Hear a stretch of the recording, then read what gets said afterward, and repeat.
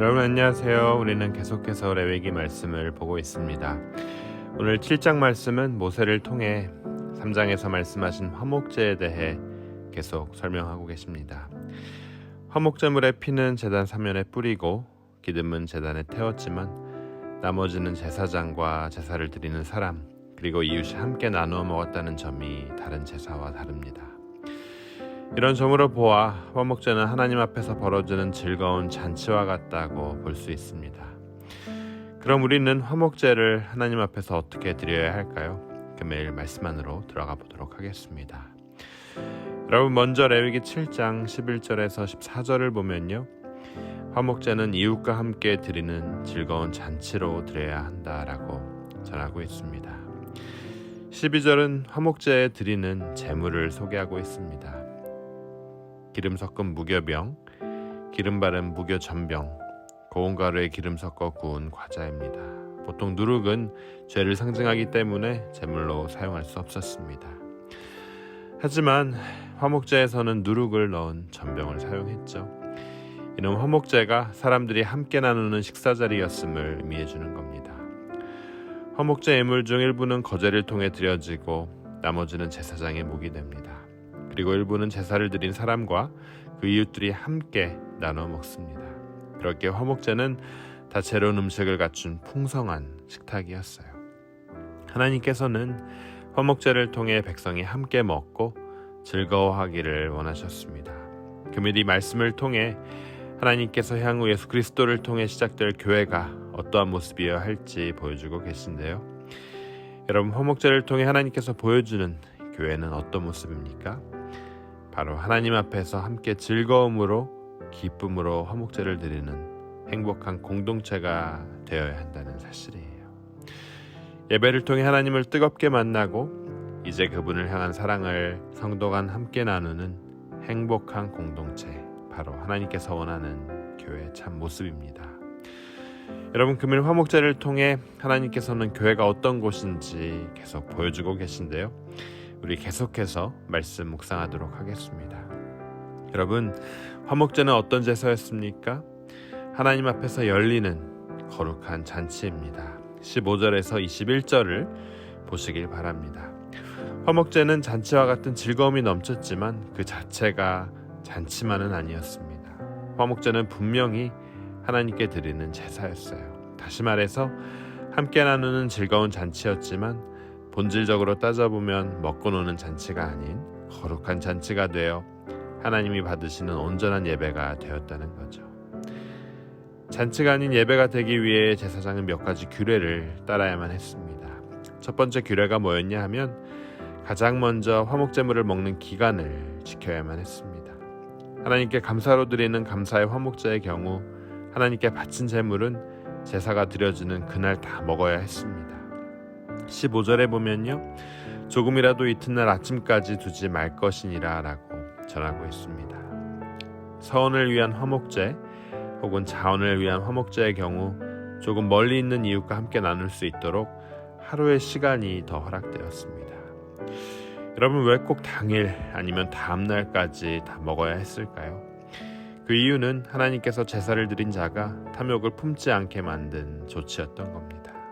먹을 것을 오래 혼자 가지고 있으면 나 혼자만 두고두고 먹고 싶은 유혹이 있었겠죠. 이 사실을 하나님께서 이미 아시고 기한을 두심으로 인해 이웃과 함께 나누고 베풀기 위한 제사가 되길 원하셨다는 거예요. 또한 화목제를 드릴 때는 부정한 것에 접촉되어서는 안 되고 또한 부정한 자는 먹을 수가 없었습니다. 이는 화목제가 하나님 앞에 드려지는 거룩한 제사라는 사실을 잊지 않도록 하는 제도였습니다. 이를 통해 이스라엘은 함께 화목제물을 먹고 기뻐하면서 그 가운데 임재하신 거룩하신 하나님을 의식할 수 있었습니다. 여러분 화목제를 통해 하나님께서 보여주고 계신 교회의 그림은 또 무엇입니까? 교회는 함께 교제하고 즐거워하는 가운데 반드시 먹고 날뛰는 것이 아니라 그 가운데 하나님을 기억하고 그분 앞에서 거룩함을 지키기 위해 깨어 있어야 한다는 사실입니다. 저는 저희 교회가 즐거운 교제 가운데서도 하나님을 발견하고 그분을 기억하고 또 그분 앞에서 거룩함을 지키는 교회가 되길 주님의 이름으로 축원합니다. 세 번째, 화목제는 어떤 제사였습니까? 바로 하나님 존중, 생명 존중의 제사였습니다.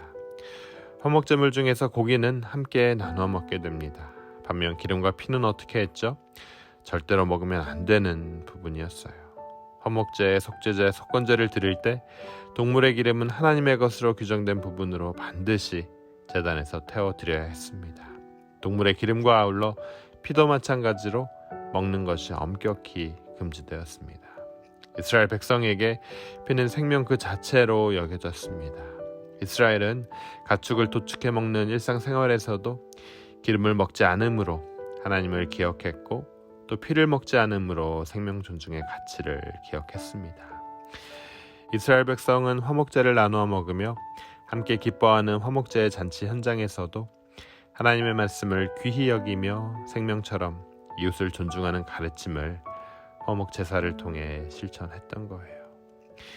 여러분, 금일 화목제에 대한 레위기 말씀을 통해 하나님께서는 오늘날 우리가 교회를 통해 이루어야 할 모습을 보여주고 계십니다. 여러분, 그 모습은 무엇입니까? 첫째, 교회는 예배를 통해 하나님을 뜨겁게 만나고 그분을 향한 사랑을 함께 성도가 나누는 행복한 공동체입니다. 또 교회는 어떤 곳입니까? 교회는 함께 교제하고 즐거워하는 가운데 먹고 날뛰는 것뿐만 아니라 그 가운데 하나님을 기억하고 그분 앞에서 거룩함을 지키기 위해 깨어 있어야 하는 공동체라는 사실이에요.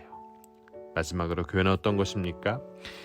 이스라엘 백성은 화목제물을 나누며 함께 기뻐하는 화목제의 잔치 현장에서 하나님의 말씀을 귀하게 여기고 생명을 최고의 가치로 여기는 공동체를 구현했습니다.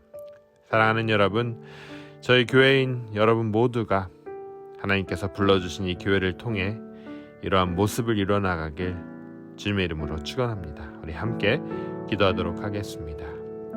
주님 은혜 감사합니다. 금일 화목제를 통해 교회 모습을 살펴보게 하시니 감사합니다.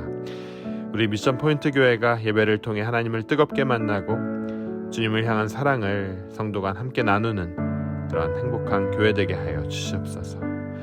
또한 성도가 함께 교제하고 즐거워하는 가운데 먹고 즐기는 것으로 마치는 것이 아니라 그 가운데 하나님을 기억하고 그분 앞에서 거룩함을 지키기 위해 깨어있는 교회 되게 하여 주시고 또 마지막으로 말씀을 귀히 여기며 생명을 최고의 가치로 여기는 살아있는 공동체 되게 하여 주시옵소서. 주님, 비록 부족한 부분이 있지만 우리의 허물을 덮어주시고 주님을 위해 멀리 발돋움하는 화목제사가 일어나는 귀한 교회 되게 하여 주시옵소서. 이 모든 말씀 예수 그리스도의 이름으로 기도드립니다.